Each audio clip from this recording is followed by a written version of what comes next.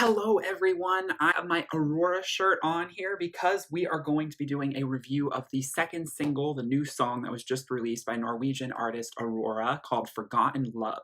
This is officially the second single off of her upcoming sophomore studio album. Let me fix my hair, good God, it's pretty bad. So basically, I've been really excited to hear about where her next single is going to be going. It's been actually about 4 months since Queendom was released back in April, which is kind of a while ago. And I hope that there's not as long a space between single number 3 and single number 2. In fact, hopefully it's actually quite short because this album is hopefully coming out this autumn. That's what she's been initially saying. We might, see it delayed a little bit, but I'm sure at the very least we are going to be getting more singles as she prepares to release it. I'm not entirely sure. We'll wait and see what happens. As long as she's releasing new songs, I'll be happy. I can wait for the album a few more months. It's okay.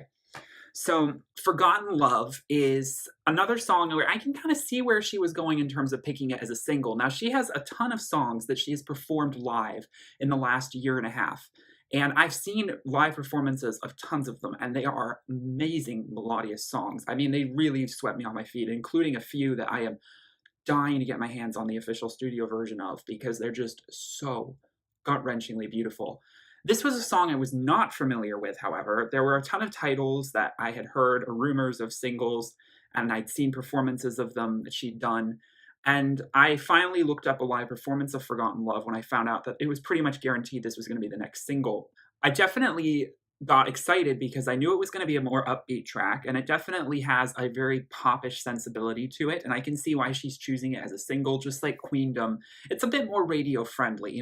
Aurora has songs that are a little bit more upbeat and a little bit more kind of, I don't want to say stereotypical, but they are, production-wise, a lot more kind of geared toward like pop electronic radio, and that's not a big complaint that I have. I mean, she needs to, be accessible to people. And then her deeper cuts are the more kind of artistic and more kind of abstract and beautiful tracks. And I'm not expecting her to release those as singles, at least not initially. Hopefully we'll start to hear some of those, though, in the upcoming months. I loved Queendom's harp version, by the way.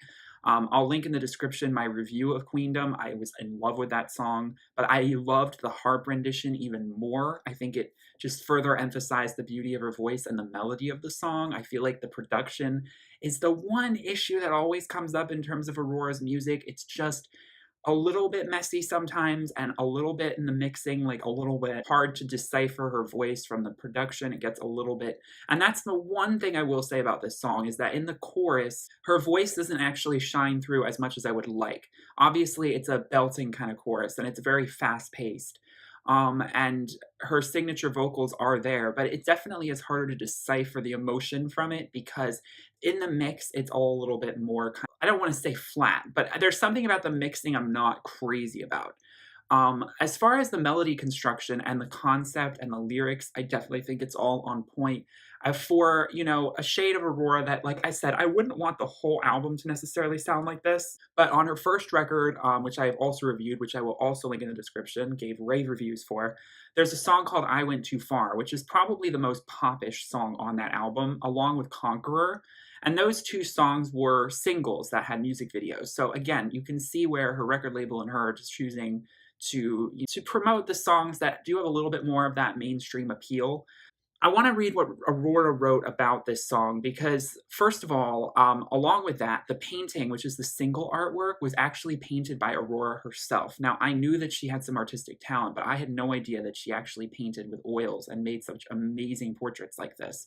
It's a self-portrait with her signature, beautiful hair braids coming down, which I think is so iconic, and the imagery that I think is very prevalent in this album.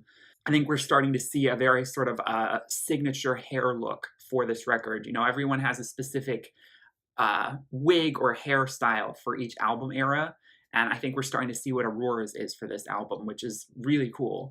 And it's a beautiful painting with lots of warm, bright tones, and then the way she does her eyes, it might look kind of flat, but it doesn't feel like dead. It doesn't, just because she didn't highlight the pupils, it actually feels very emotional. And there's a very kind of abstract expressionist way that she adopted this painting, but yet then the hands are so realistic that it's a beautiful kind of expressionist portrait. I don't know how else to describe it.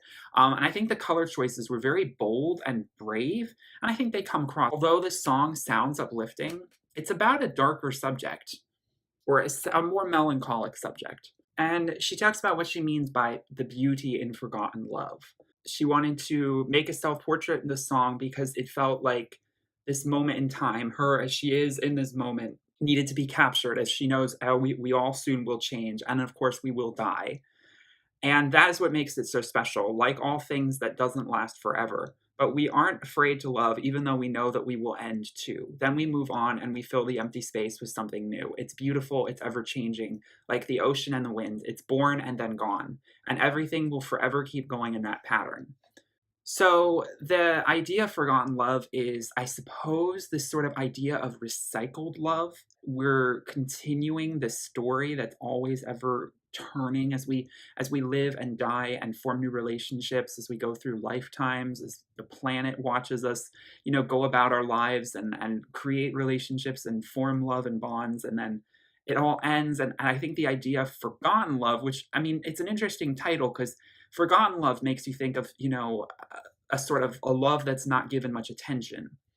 Like in the context of our day and age, we tend to forget a lot about the intrinsic empathetic connection that we should have with one another. We are very polarized in our disagreements, and we are taught to view ourselves as others and separate a lot of the time without seeing what unites us. And so the idea of forgotten love as a title is interesting because it doesn't in necessarily an initial fit what I was expecting.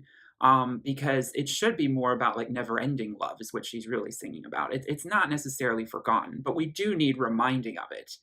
And so the beautiful kind of sentiment that's being carried is the endless nature that is love. And the song is very celebratory, just like Queendom was, very anthemic, and something that would fill a stadium as you shout the chorus at the top of your lungs. And I definitely appreciate that. There's some beautiful piano instrumental and some beautiful moments in the verses that are sonically beautiful. I find the bridge to be a little bit off-putting at first. I'm not in love with it. There's just this very discordant sort of change up in tone and the production, and I'm not entirely sure where she was going with that, but it's so brief, and I feel like it will be okay in terms of just getting used to it over time. So will this song end up being my favorite from her upcoming album? Probably not, but it'll still stand out as an anthemic song with a clear message. And of course, all of Aurora's music is so beautiful and heartfelt. The sentiment behind it almost transcends the actual song itself, which can be a problem, but also, I mean, the music definitely stands on its own 2 feet, I think. So is it as memorable as Queendom right now? Melodically, I'm not entirely sure, but time will tell. This just makes me more excited for new music from her. There's a song called It Happened Quiet that I've heard her perform live that I'm, fingers crossed it is actually on this new album, and I am dying to hear that song. There's another song, Soft Universe, and The Seed. Those are the other songs I'm aware of that I believe are all going to be on this record. There are more, and I am just so excited for this record. So let me know, any Aurora fans, what you think of this single, and are you excited for this new album? Hopefully it's coming this fall or by the end of 2018, so it won't be too much further from now. I hope you guys enjoyed this review. Thank you guys so much for watching. Peace, love, and light. Bye.